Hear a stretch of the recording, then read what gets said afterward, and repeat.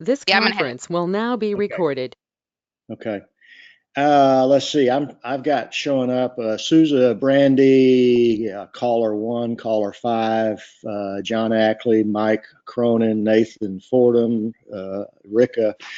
Uh, Great. It's great to be with you guys. This is our last call in this format at this time. And we're talking with some talking with some folks in Oregon about doing some things in a little bit different format going forward, but we'll see how things pan out. Before I start in with some of what's churning with me, any of you guys want to jump in with some questions, concerns, thoughts, observations, um, or you want me to just dive in? Anybody? Okay, so let's start, and I'm going to invite you to um, take a little journey with me.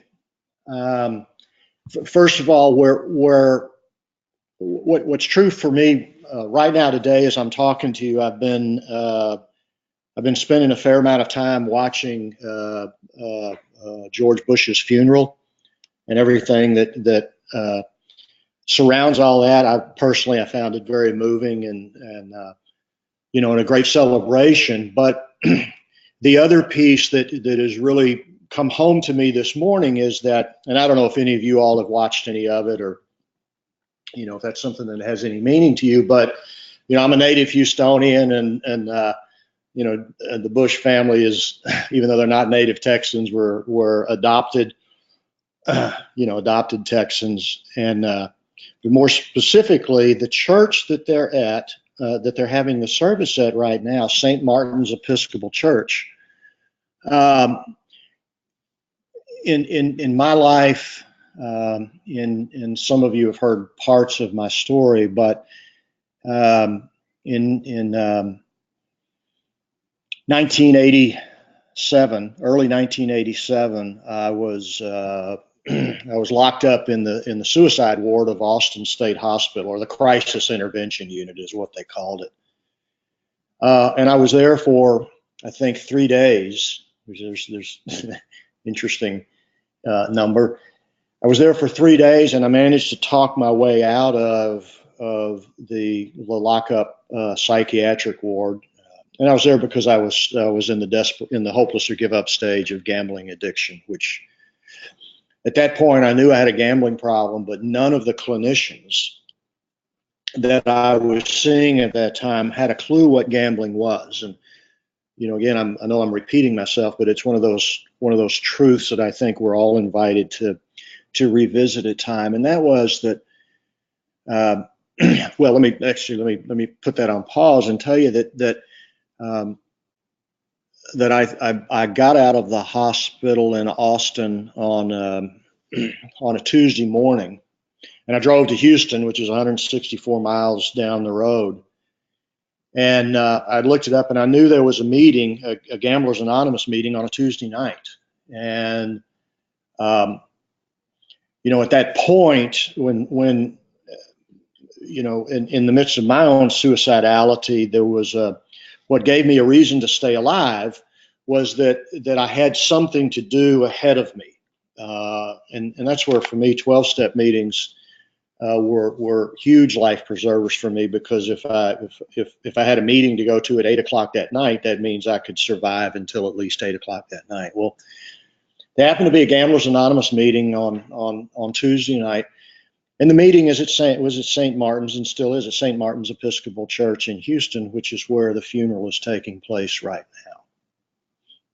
And so I'm watching this, and I don't really reflect on that from 30 plus years ago very often, but it brings me back to a part of my journey. And it was at that meeting that, as they passed the Little Yellow Combo book around, when it came around to me, the page that I read happened to be page 11 in the GA Combo book, which was the dream world of the gambler.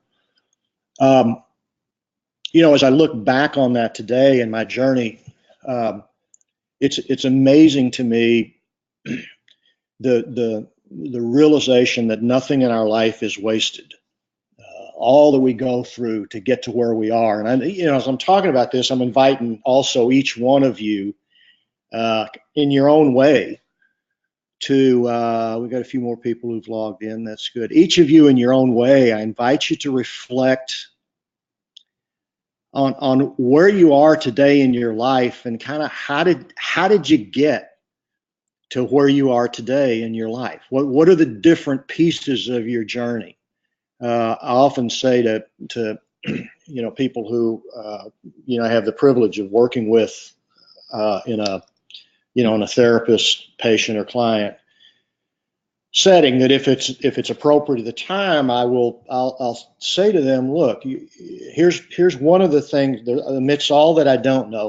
What I do know is that you are not talking to me. You are not here by accident. And the way that I know that is because I'm not here by accident. And so I turn around and I look back, well, on this amazing journey that I've been on in my life, to bring me to this point of getting to talk with you guys from 1,500, 1,800 miles away is pretty extraordinary. And so it was at that Tuesday night meeting, I had no clue at that time that passage that I was reading would become the foundation of my understanding of gambling addiction, sex addiction, and even beyond that, the mind of the gambler, or the obsession of the mind that always precedes the compulsion to act out. This escape into a fantasy world, mistaking it for reality, that it's that fantasy world. And I think this is true for every addict. There's a guy that I work with who had 18 years clean in AA, and he's started using crack. And part of what we're talking about is, what's the story that he tells himself in his head before he ever uses, or when he gets the urge.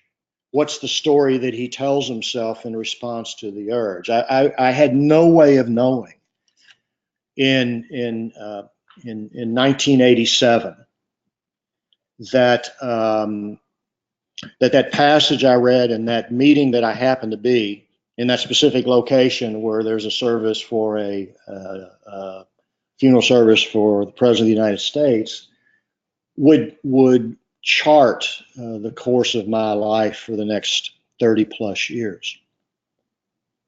And so I went to that meeting, and they told me there was a conference in Dallas that weekend.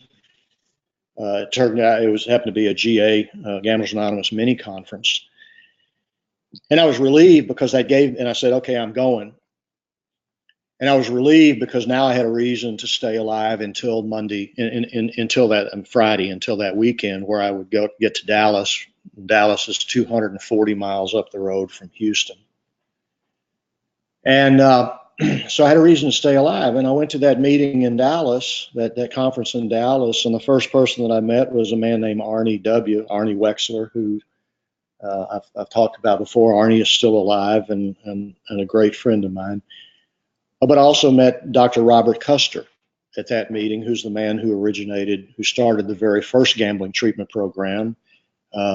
Many of you may know this, but for those of you who don't, he was almost single-handedly responsible for having gambling addiction included in the DSM-3 in 1980.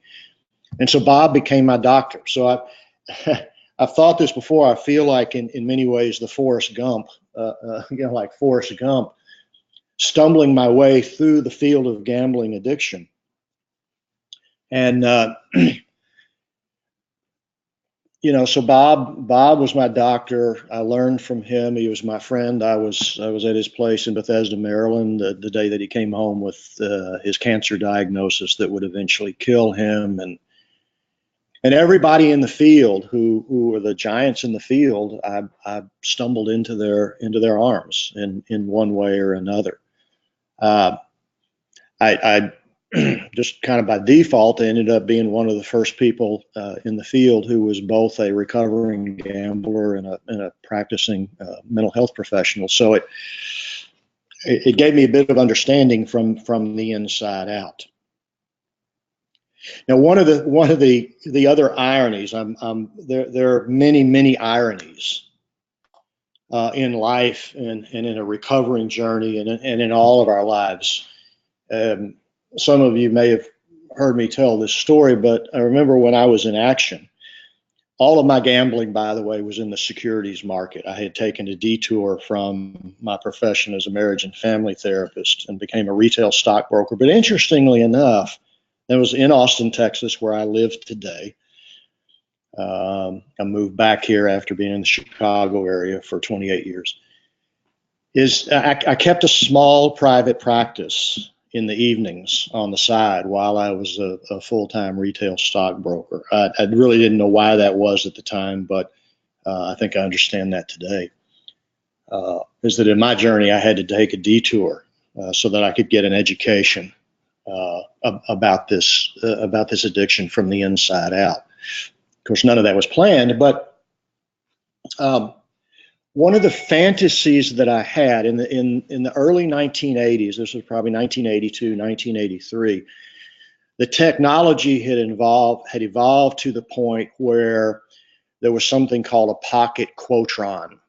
And I don't know all the technology of it, but where you could start receiving quotes. This was the very beginning of software for computers that was trading software. And so one of my fantasies was to be on a sailboat out in Lake Travis, a beautiful lake just right outside of Austin.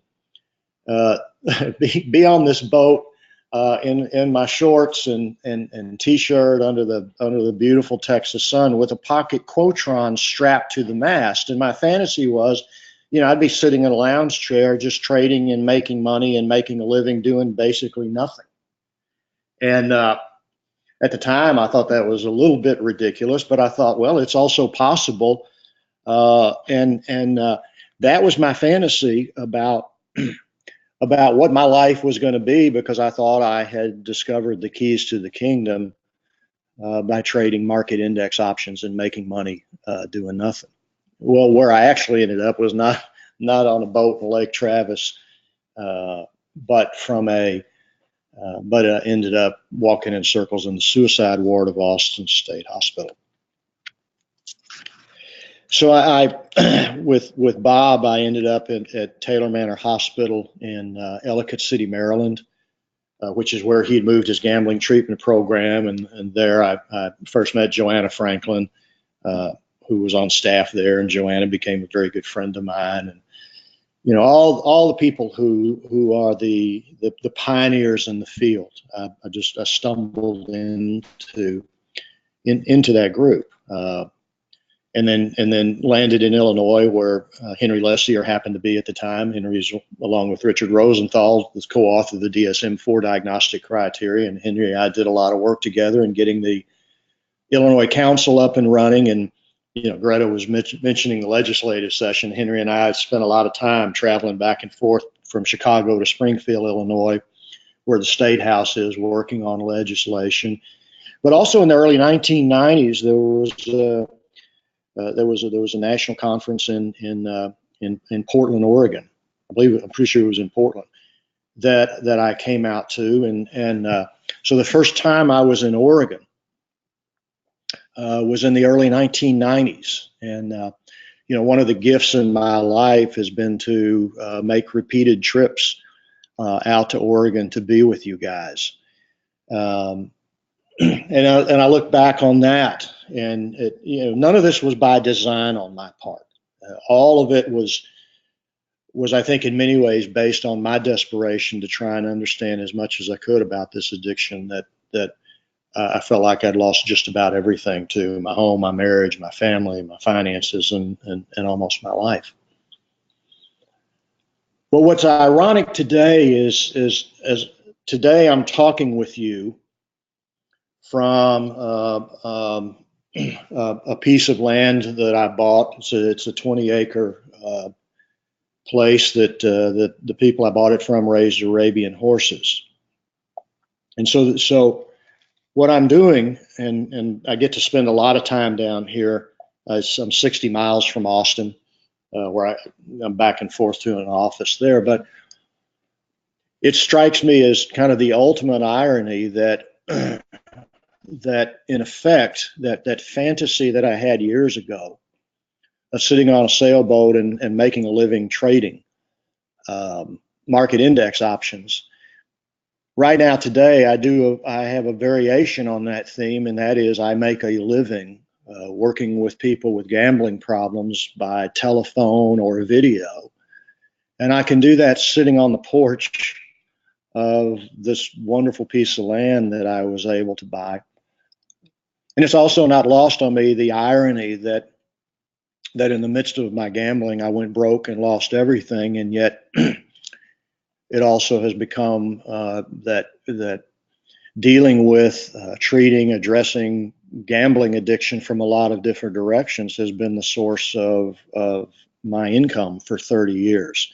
So I'm sharing that with you just kind of based on things that are happening in what's happening in the present moment, and some memories that triggers. So again, I'm also inviting you to take a moment and reflect. And let me give you I'm going to do about a minute of silence here, which may seem, can do with it what you will, but I'm inviting you to take a minute and reflect on how you got to where you are today. What are some of the twists and turns, the hills, the valleys, the struggles, the successes, the failures, the victories? So let me pause for a second and invite you to reflect on that for a minute, and then we'll call us back. So take your minute right now.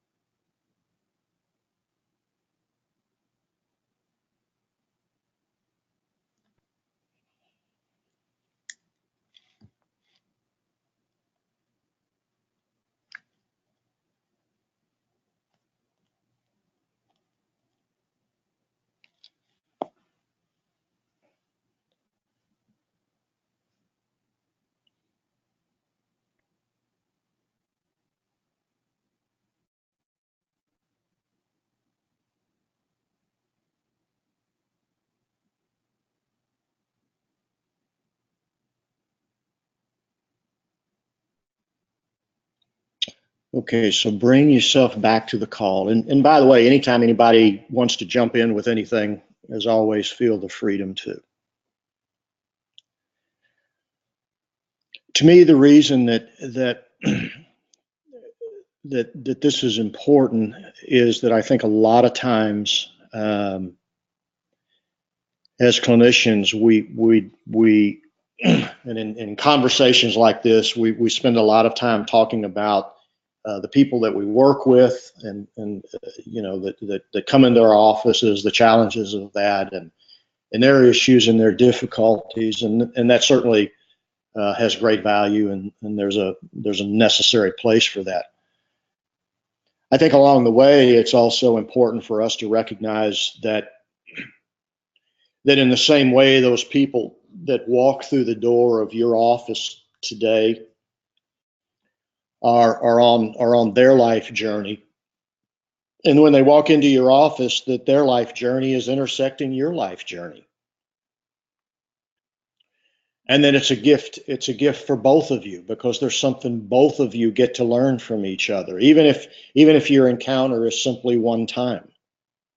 And so I think it's important for us to acknowledge and affirm, and I believe also to give thanks that we get to do what we do. I mean, if you think about it, it's an awesome responsibility, but also a great honor to get to sit with someone who is in the midst of a struggle, who is looking for some kind of help. I remember that at some point before I went into the hospital, I was playing racquetball with a man who I really had a lot of respect for, and And I remember I was on the racquetball court and I was so angry with myself. I was just knocking the crap out of the ball over and over. I wasn't even playing the game. I was just hitting as hard as I could. And the nice thing about racquetball is unlike tennis, you can hit it as hard as you go and the ball goes over the fence and you got to go chase it. In racquetball, you can hit the ball as hard as you want and it stays on the court. It stays in play. And I remember him looking at me and he stopped for a second. He looked at me and said, "Chris, you're not that bad." And I said, "Yeah, I am." And that was a comment on the degree of self-hatred that he had. And he said something to me at another point in time or in one of his talks where he said, "I believe that God more than any place else dwells at the end of our rope." And I've never forgotten that because I was at the end of my rope. And the fact is that a lot of people that we work with come in at the end of their rope. Some of them know it, others may not know it. And what that means is that specifically with gambling, and we know this, that the solution for the gambler is not to call a helpline or text or anything. I'll go in to see you guys as a therapist. The solution for a gambler is to get the money together, to get back into the game, to place the next bet and win and solve problems. And as we've talked about many, many times, but it bears front of mind awareness that the reality is that you can place the next bet and win. And in placing that next bet and winning, that can solve some or all of a whole host of life problems that have been created. So again, it's the only addiction whereby we can engage in the addiction and solve problems created by the addiction. That makes it different from every other addiction and poses particular challenges. So again, we all know that. But for me, it's important to keep some of those foundational principles at the level of front of mind awareness. Hey, Chris. Yes. Shoot. Hey, it's John. I was just thinking on what comes to mind when you're talking about some of this is we actually had a conversation in our group last night that we do because we've got a pretty broad range of sobriety in there, and one lady's coming up on 20 months. And she's a pretty active GA member, and she stood up and said something that I think a lot of us who've been in 12-step meetings before have heard. But she basically made the statement of, thank God I'm an addict. And there were various responses around the group to that and some incredulity. I can't pronounce that word. But some people were nodding their heads. And I think that it sounds to me like that's a piece of where you're get at, because she never could have conceived of that 20 months ago, or she's been a gambler for 25, 30 years, that she would ever make that statement. That thank God I'm an addict, thank God I get to do this work, etc. And that's what she was really referencing. And that's what comes to mind of that progress and transformation that we go through as we do our own work and get to places where we never imagined. And this is actually a woman who I've been speaking to about possibly taking a role as a part-time mentor for us or something. And as we were kind of joking about it in her one-on-one, we were kind of having a good laugh that look at all these things that you did as a gambler that now become a job qualification for you and get added to your resume, if you were to assume a mentor position, and just the reflection and the switch that happens for somebody. Yeah. That's beautiful. And to me, that is that place where we get to in our life where we get to a point eventually, hopefully, where we're grateful for that which we cursed when we were in the middle of it, because of the gifts that come out of that. And I think that the point that you make also informs us, as clinicians. And again, I'm just kind of thinking out loud in reaction to that I know that my work with people certainly has changed and grown over the years. And I think in the early days, somebody would come in with they'd come in with their gambling problem and everything associated with it. And the sense was, isn't that terrible? We got to do whatever we can in order to interrupt this and and get things fixed and get you moving from a place of being unhealthy to a place of healthy.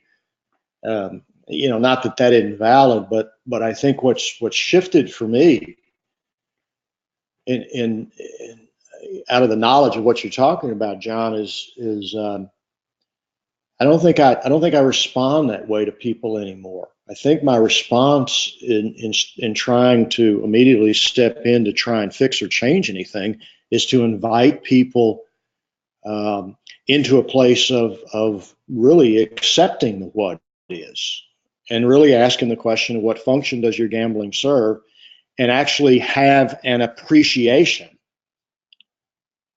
for the function for what you're trying to accomplish with your gambling. In other words, there's a wound, there's a need there, there's a want, there's a desire that is legitimate, that's real in most cases. It's just maybe you're knocking on the wrong door. And so I think what you're talking about can really inform us in terms of our own attitude and our own approach to how we treat people and how we deal with people. I think that I mean, the other thought that comes to mind is that is the power of silence.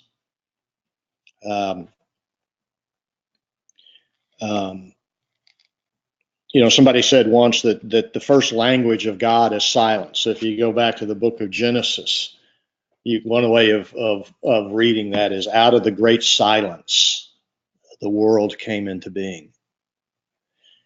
And what I know is that the addicts that I work with in many ways cannot tolerate silence. Silence is that in between. I'm been a musician my whole life, and one of the things, part of what I know is that an essential part of any piece of music is the silence in between the notes, the space in between. And so knowing that also informs me individually, but also me as I work with others, and that is inviting people into a place of silence. I think I've talked to there's a kid that I work with who just a severe gambling problem, and he's been gambling for 10 years, and we go through different stages, and he has been owned and consumed by panic attacks. And we finally got him to agree to go into treatment. They went into treatment at the Meadows in Wickenburg, Arizona. And what I said to him was, I said, look, here's what I'm going to challenge you to do, is simply not leave. Even when you want to run, don't leave. Well, he could sit in group for about 10 minutes, and then he would leave group in the residential treatment program because of panic attacks. And they'd hook him up to his monitor, and his heart was racing. And finally, he left AMA. He left after 3 weeks. But there was one thing that somebody said to him there, which he and I had been talking about for years. And the way he reported to me, he said, "Yeah, there was a guy who was more screwed up than I was. But what he said to me was, look, dude, you're having those panic attacks. Why fight them? Just accept them." He said, so I thought that was a good idea. And here I am thinking, well, crap, I've been telling you that for 5 years, and you haven't heard it from me, and you heard it from this guy. So I was, my ego was a little bit bruised, not really, but what I know is that we don't hear anything until we're ready to hear it. And so what he did was he said, so my panic attacks are less now. So, well, and then I said, well, how are you doing that? Because what we want to do is affirm that which works. How are you doing that? And he said, well, when they start coming on, instead of fighting them, and I just say, okay, yeah, so I'm having a panic attack, so what? And what's happened is they've been greatly diminished. Now what's happening for him, and he's been relatively free from gambling for, I think, about 120 days. And his panic attacks are decreasing. So what's now is he's experiencing very significant depression, which I have suspected for a long time that was underlying. It's been chronic and pervasive. He's in his mid-20s. And it underscores what Bob Custer told me years ago, was with people who he observed that he was working with as gamblers. It would takes about 6 to 9 months to get to a point of really being able to render a more accurate psychiatric diagnosis. Why? Because gamblers stay so detached, so disconnected, and so distracted with so much noise going on that it's hard to get an accurate diagnosis. And so his panic attacks in many ways serve simply as noise to distract from what I suspect is an underlying depression, which, actually once we get there can be treated. So again, it's can I identify all the different ways that I escape, and then make a decision to not leave so that I'm present to myself, and part of that involves silence, being present in the silence. And so I'm challenging you guys in your office. And the silence sometimes can be just a moment. It can be simply a moment where somebody's talking about something that's painful, and you feel a lump in your throat. And you ask the person, or you say, wait a second, stop just a second. What, did you just feel anything? I said, no. Well, check your throat. Well, it's a little tight. I said, well, a little tight throat. I said, does that mean you have a lump in your throat? Well, yeah, actually I do. And they connect with their own sadness, and it's the sadness that they have as they're telling you their story that they're disconnected from, but their sadness is resonating in your body because you're listening with your whole body, not just with your head, but with your body. And your body is letting you know, what they're feeling. It's not your feelings, unless they've said something that triggers some kind of sadness that you have about something in your life. So we always have to practice the spirit of discernment between what's about us and what's not about us. And so you invite them to connect with that lump in their own throat, and in that you invite them into a place, into a brief moment of silence where then they can connect. And that's how we begin to, that's how we get to make a difference in people's lives, by being present to them. All right, so let me pause for 1 second. See if anybody's got any thoughts in response to the different things I'm throwing out at you.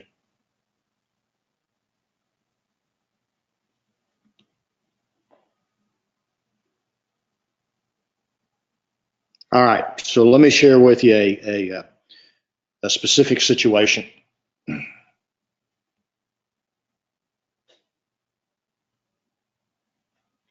Hold on 1 second.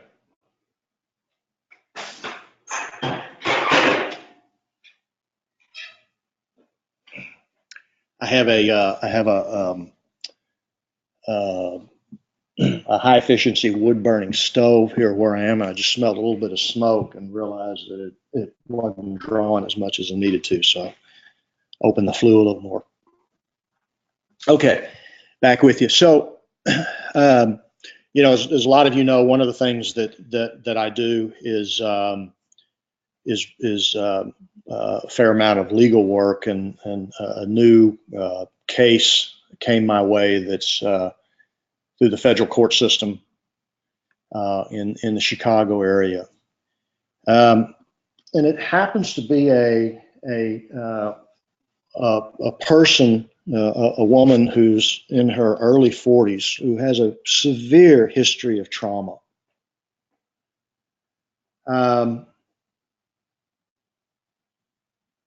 She ran away from home when she was 12 years old and was picked up on the streets by a guy who was 35 years old, who took her in and used her and brought other people in to use her sexually, physically. And so very early on, she's somebody who operated at a basic survival level. What do I need to do to survive? And always when I'm writing the reports, the question is, first of all, do they have a gambling addiction? And that's real easy. The second of all is if they have a gambling addiction, then what's the connection between? Is there a connection in between their gambling addiction, and if so, what is it? And then the fourth part of that would be, what are the underlying mitigating factors? So sometimes that's a challenge, and there's different things that I look for. The cleanest kinds of situations are the people who steal money in the progression of the addiction.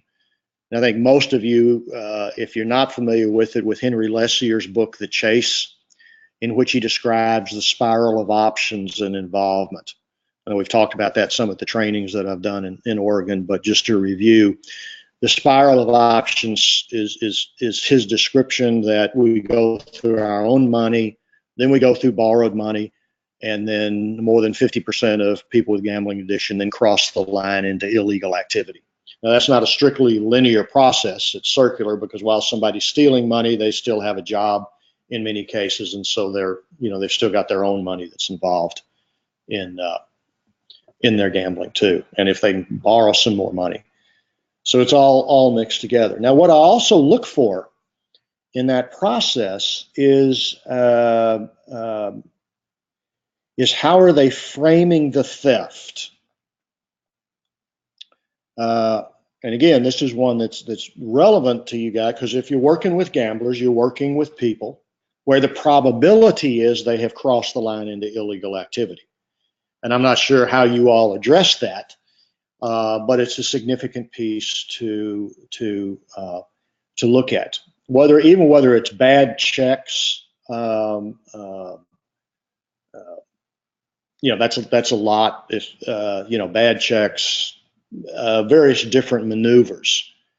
How do they frame that? What do they tell themselves? So part of what I'm looking for is an answer to the question, is this person a thief who also may have a gambling problem, or is this person a gambler who stole in the process and the progression of their addiction? Now, one of the ways of distinguishing those two is that the person who's a thief, basically their attitude is, what's yours is mine. If I can get it from you, tough for you and good for me. The gambler, by contrast, typically will reframe it as, I'm borrowing this money and I intend on putting it back before, when I win. And typically that's what I will hear. So when I run across a situation where that's not there, then it causes me to pause. So in this case, this woman had a six-figure job, no college education, but a six-figure job. And the first money that she stole was $25. And so what I'm listening for is, number one, does she have any remorse about that? Did she frame it as borrowing and putting the money back? And her response was, when I asked her, how she decided to steal the money, she said, well, I needed it for gas for my car, because I had gambled all of my money away at the casino. I couldn't ask anybody else for $25 around work, because they all knew that I was well paid for my job, so I couldn't ask anybody. And she also has a teenage son at home who is autistic. And she said, I had to get the money in order to get gas in my car. So now I'm thinking, okay, where's the remorse? And then I asked her about the second time, and the next time was maybe $100. So as I looked at this situation, I'm not hearing a situation with somebody who says, well, I'm borrowing this and I'm going to put it back as soon as I win. I'm not hearing her say anything about putting the money back. So I'm thinking, okay, this is a challenge. Well, what helped me understand was, she said, I had to have it. It was survival. That was the words that she used. The $25 was survival. And we went back through her history. As I went back through her history, the predominant theme in her life, at a pragmatic level, was what did she have to do to survive? She did whatever she had to do to survive. So her whole foundation of her life was operating at the foundational level of survival. And so as I began to piece that together, it made sense. And so, and I asked her, I also said, well, I mean, it ended up where she ended up stealing over a couple $100,000 from her employer before they found out. And I said, well, when you thought about getting caught, what were you going to do? Or said, did you think at some point that somebody would find out? She said, yeah. I said, well, then what? She said, well, I didn't think about it. So one of her primary defense mechanisms was simply not to think about it, to focus on survival. The other was, and it was very interesting, I said, well, you know, if when you did think that they would find out, what were you going to do? She said, well, I was just going to quit my job. Now that makes no sense at all, until she said, well, but what I was going to try and do is save up enough money and put it in a savings account so when they caught me, I'd at least have some money to put it back. All right, so now as we go through it, now I'm hearing that there's a part of her, but see, that wasn't from a place of her saying what I'm doing is wrong, even though she believes that it is. And it wasn't saying I'm borrowing this to put it back. No, what she was going to do is get money together in order to mitigate or solve the problem. So the picture that emerged for me in working with this woman, as I worked with her in order for the purpose of developing a report, is that here's somebody who is a survivor of severe and extreme trauma. And the piece I gave you is just one piece of it. And her whole way of thinking and living in her adapted self, that traumatized self, was what do I need to do to survive? And so her gambling was both, and by the way, she wasn't just a machine gambler. She learned how to play craps, and she was an action gambler also, which is an interesting combination. And so there was a part of her gambling that was an escape, but there's also a part of her gambling that was seeking abundance in response to the deprivation. But it also, and what I told the federal defender when I first started talking to him, before I even had a conversation with her, I said, you know, here's the reality of gambling, and that is that, especially for somebody who's the survivor of trauma, trauma is that something, as we all know, I'm victimized by that which is outside of my control. You know, something is being done to me that I'm powerless to stop, that I have no control over. And I said, so what happens with her gambling, if you go back and take the nature of a wager, which is you either win or lose. Again, this is something we've talked about, but it bears repeating so that we don't get too far removed from it, is that you either win or lose. And the other part of it is the nature of a wager is the outcome of the wager is absolutely 100% outside of our control. So with gambling is we're busy trying to manage or deal with or respond to, react to circumstances that are outside of our control, which is the outcome of a wager. Now, the difference is that I operate with the illusion of control because I put myself into that situation. And I tell myself I can leave anytime. But the reality is, especially for someone who has a history of trauma, is that the gambling specifically becomes, at least in my way of thinking and looking at this, a reenactment of the trauma. Because I'm engaged in an activity whereby the outcome is a function of that which is completely, absolutely 100% outside of my control, which is the outcome of a wager. And so her illegal activity was the foundation of that was because she was desperate in a survival mode. And what we all know is that is that with trauma is that that amygdala response, that more primal response, is oftentimes is more of the controlling factor than our more rational cognitive decision making. In fact, it overwhelms that, and we know a lot of times that the response to trauma is fight, flight, or freeze. Peter Levine was the one who did the beautiful job of describing that in his book, Waking the Tiger. If you all haven't read that, and if you work with people who are trauma survivors, of which I know many of the folks that you work with are, to me, that's one of the great books that's written, Peter Levine, Waking the Tiger, where he talks about that other stage of the fear response, which is freeze. And so when I drafted the report, it was and again, my job is in that is to try and explain to the court, or to help this person tell their story to the judge in a way that they don't even know what it is, and explain to the court, to try and answer the question, why did this person do what it is that they did? So it was one of those pieces, again, that was educational for me. I learned something from everybody, and that it reminded me that the power of gambling as a metaphor for trauma and trying to gain mastery over that. Another piece of trauma for this person, when she was a 5-year-old little girl, she gave her 18-month-old brother something to eat that the 18-month-old was allergic to, had an allergic reaction to, and died. And the mother blamed this little girl, this 5-year-old little girl, for the death of her brother.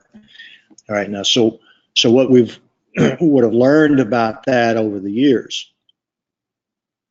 is that when you identify something like that, then almost invariably there is internally a judge. There's been charges filed. There's been a prosecutor. There's been a jury. There's been a judge, and there's been a conviction of guilt. So when we know that, the question becomes then, what's the punishment? And oftentimes the people that I work with have either been guilty of or accused of that which they're not guilty of, but somehow have imposed a sentence on themselves which requires continual and ongoing self-punishment. And the self-punishment in this case is this woman worked her way up. She had a good job, was making 6 figures, but she ended up having to get rid of everything that she accomplished by giving it to the casinos. And then she crossed the line and started stealing money. And so that's another form of self-punishment. So I'm throwing this stuff out at you guys by way of saying that, again, with the gambling, we're dealing with the gambling in and of itself. And remember, it becomes self-reinforcing because you have to place the next bet to try and win back the money that you just lost. That's the chasing at its foundational level. But what's much more significant to that cannot get lost is the part of the gambling that is a metaphor. And so when we're working with this population, we're working with multiple layers all at the same time. All right, let me pause for a second and ask you guys to shoot something back at me. What are you thinking? What's going on?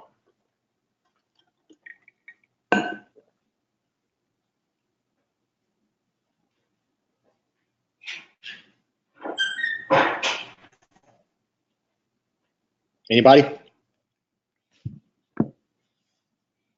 Nathan, you there? Yep. What's going on with you? What's popping for you? So I'm thinking about this client of mine that we haven't really been able to identify, any kind of significant trauma. But he's definitely got that. I'm now struggling for the word. He's got that, just kind of constant chronic depression. really flat, really low affect. Yeah. And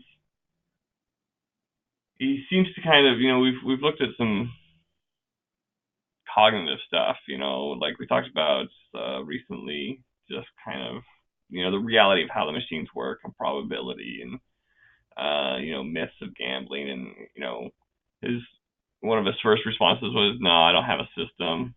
But as we kept talking, he was able to identify, oh, well, actually, I do these kinds of things, and that is kind of like a system. So he's doing some work there on that level. Yeah. But I'm just not quite sure where he is and how to go to that deeper level with him.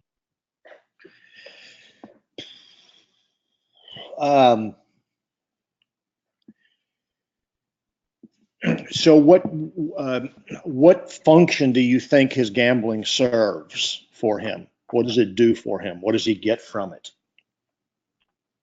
I think it's just an escape from the monotony and the loneliness. He's an older guy. He's retired. Had a couple of failed relationships, and he really identifies with this idea of jealousy, of being jealous within those relationships, and that has been a problem in those relationships. And so I think it's an escape. And when he gambles that he says he goes to the bar to be social, but then he ends up drinking and spending all his time on the machine and doesn't actually talk to anybody. But that's what he tells himself, is that he goes to the bar to be social. Okay. So to translate that in a little, to use a different word for the same thing, what he says to himself in his head, he goes to the bar to connect with others. Mm-hmm. What happens in reality is he doesn't connect. He loses himself in the machine, and so his loneliness is reinforced. Right. I'm guessing that. I mean, yeah. And I'm curious about, so like these couple of times when he has had, serious relationships, he identifies this jealousy. And I'm wondering if that's, in a way, like an over connection or a fear of losing the connection. Right. So the question is, what's his jealousy about? Do you know? Yeah. I don't know. That's the piece that we've tried to kind of poke at, and he has a really hard time. He has a really hard time going deeper. Yeah. So is he somebody that struggles with verbalizing or even connecting with what's going on inside of him? Yeah. Yeah. So there's a part of that where, it sounds like somebody that at times maybe you feel like a dentist where you're busy just trying to pull teeth. Yeah. Yeah, no, those kinds of sessions where they're an hour long, but they feel like they last a day. Mm-hmm. Okay, all right. Like it's kind of an energetic black hole. Yeah, and I struggle. I find myself, because I liked what you said about the silence, and I really do believe in that, and I use silence a lot. But again, the goal of the silence is for the client to fill it. So this client doesn't really fill it though, and so I feel like I keep trying to feed him things for him to respond to, and his responses are pretty minimal. Right. Yeah, I've got some folks that I work with like that, and it's a real challenge. So thinking what you're talking about is somebody with what I would say is really low energy and living with a profound sense of emptiness and meaninglessness. Mm-hmm. Do those words fit? Yeah. Yeah.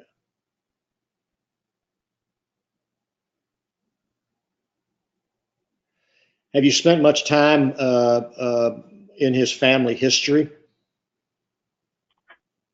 We did one session where we kind of looked at that. Yeah. But we haven't really, like, he didn't really stick with it. He didn't really connect with it. Like, it wasn't like going there elicited any kind of response. Okay. So if you listen to yourself, what you're talking about is somebody who is where disconnection is the predominant theme. He's I would say so, disconnected yeah. from himself. He's not really connected in the therapy process. Mm-hmm. And I'm So getting. and here's another Go ahead. another piece to tie to this is the one significant relationship that he has identified when he came in is this friend. Turns out this friend is an ex-girlfriend Yeah. that he's been pining over, can't let go, can't move on from the relationship. He wants, more of a relationship. He wants to go back to that girlfriend relationship. She doesn't. She just wants to stay friends. And Right. he's been really stuck there. He's made a little bit of progress recently, but when he came in, again, this is just kind of that epitome. He wants the connection so bad, he can't let go, he can't move on. He can't see that this isn't working. Or he's desperately trying to hang on to a thin thread, which is a source of connection for him. Yep.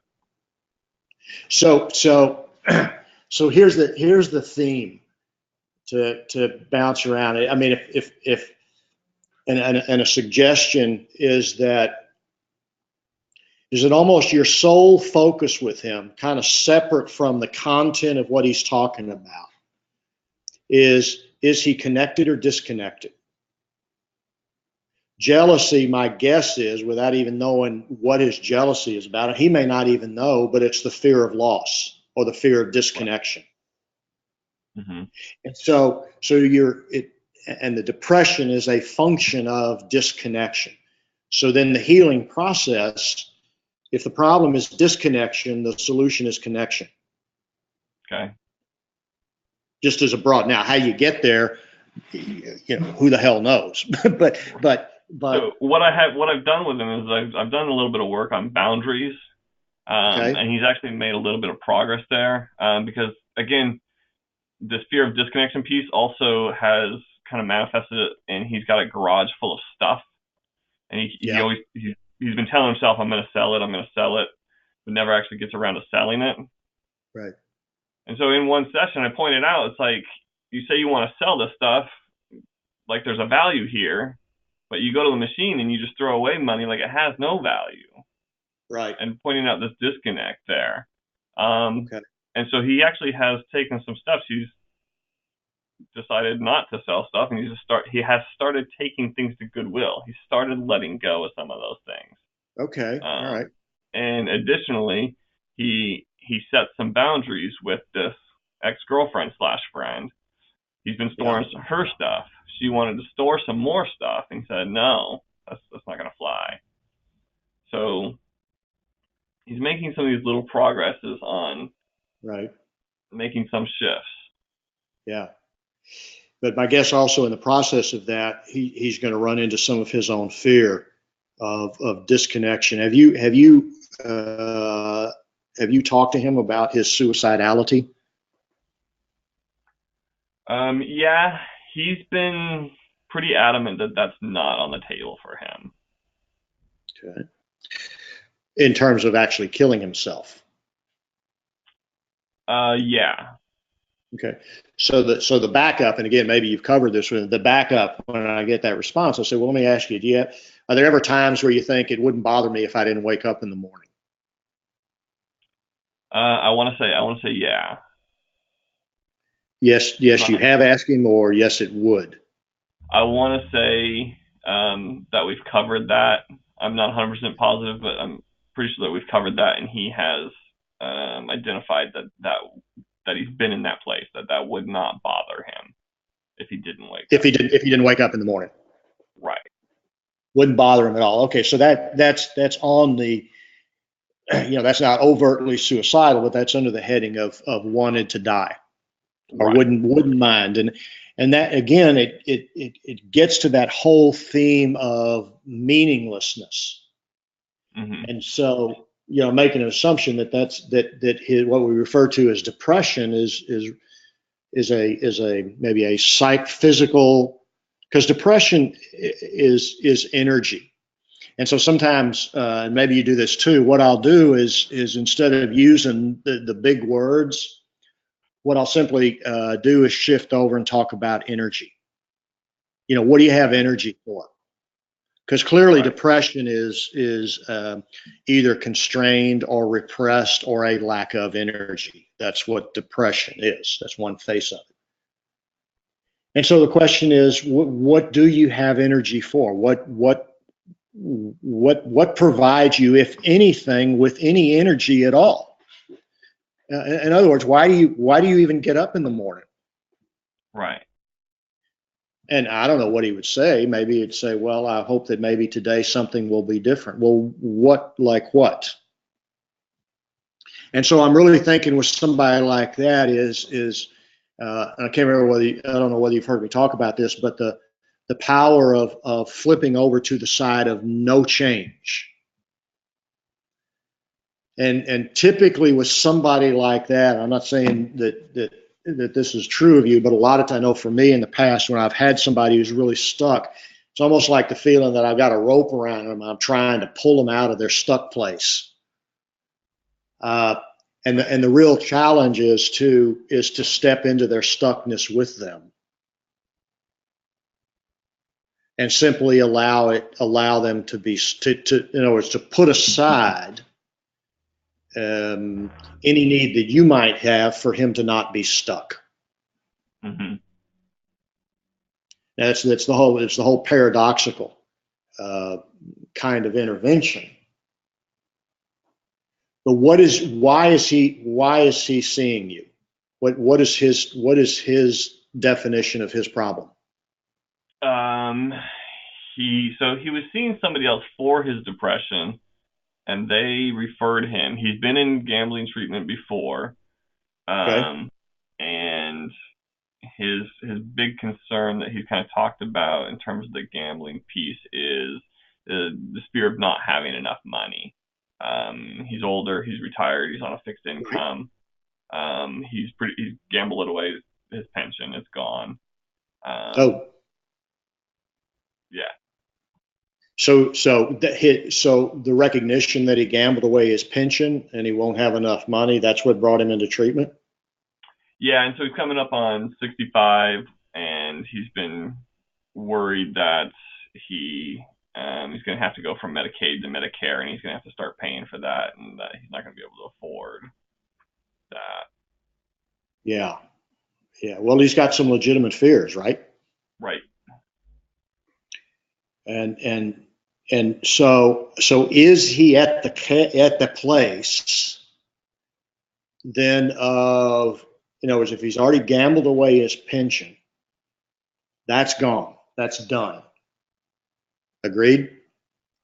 Yeah, that's my understanding. Yeah. And so I'm wondering if he might be in that place of having a major case of the fuckets, which is, I've already lost my pension, so it doesn't matter. Nothing really matters anymore.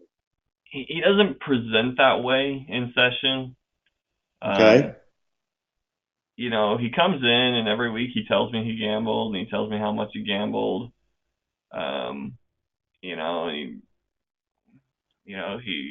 acknowledges that he gambled away money he was, intending to use to pay the taxes on his house.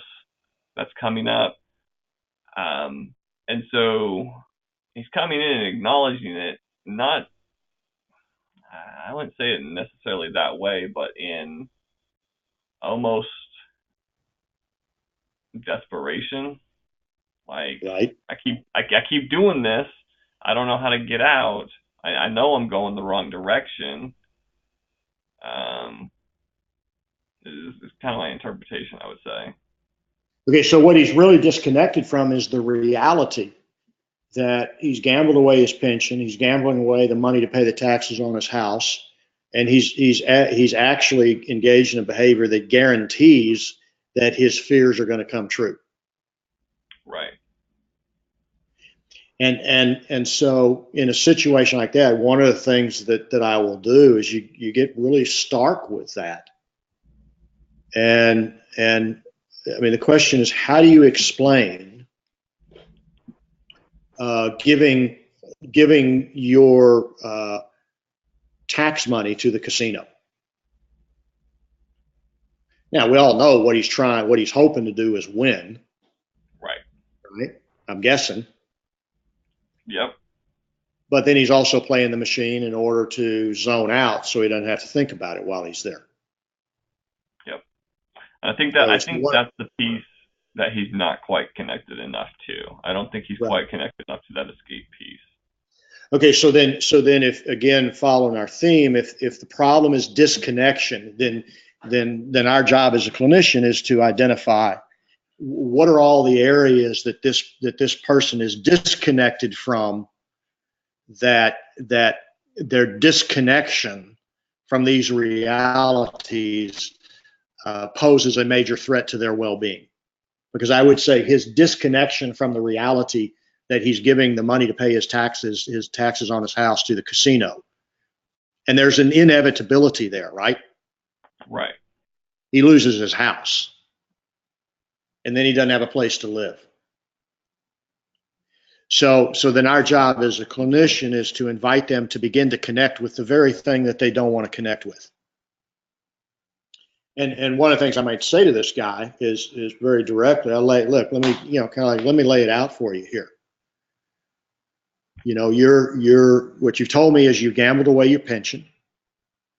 What you've told me is that you're taking the money that you do have that needs to be paid for taxes on your house, and you're taking that and giving it to the casino. So what happens if you don't pay your taxes on the house? You know, that's a question you pose. And he would say, well, I lose the house. Okay, is that what you want? Well, no. Then how do you explain? You know, this is where you do get into some of the cognitive stuff. How do you explain taking the money for your taxes and giving it to the casino? And predictably, they say, well, I keep thinking that I'll win. So how long have you kept thinking that? Have you won? Yes. What did you do with the money that you won, right? You go through that drill with them. In other words, just follow everything to a logical conclusion. And the irony is what you're doing is you're inviting him actually to connect at a deeper level with the despair that is already there. You don't want to mitigate it, because what he's doing is he's anesthetizing the despair that he has created in many ways for himself. That's strictly the part of it that's related to his gambling. And so that's where our job, I think, is the hard job, where we're the ones who hold up the mirror. Right. In other words, another way of saying that is you're not, in effect, you're not depressed enough. Or if you were really connected with the desperation of your situation, you would probably be even more depressed than you are. Does that make sense, what I'm saying? Yeah. Yeah. And so our job as clinicians is to clear out that which is in the way of him fully connecting with the gravity of his situation. Because you and I both know he doesn't have the time to in his life, unless he's a Colonel Sanders and comes up, who I think started Kentucky Fried Chicken at age 68 or something like that. I don't remember, whatever the story is, or 72. But in one sense, a practical sense, he probably doesn't have the time to recoup that money. So what you going to do? So you're working with somebody that their level of desperation and despair is real, it's legitimate, it's grounded in pragmatic realities, but he's still staying disconnected from that to a degree. Right. And so your job in a weird way is to kind of help him feel worse so that he can get better. That sounds screwy to say, but does that make sense? Yeah. And I think in context, an issue with the girlfriend or former girlfriend, while it's a real issue and it gets at deeper issues of loss and fear of being alone and probably all of that stuff, is in the greater context is a bit of a diversion. Mm-hmm. Again, not that it's not a legitimate issue, but remember that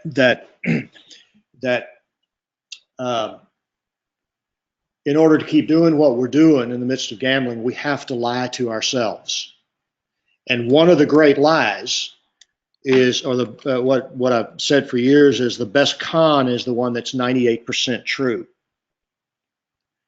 And what a con is, I'm telling myself a lie, but I'm telling myself a lie in a way that is so congruent that it appears as the truth and is mistaken for the truth.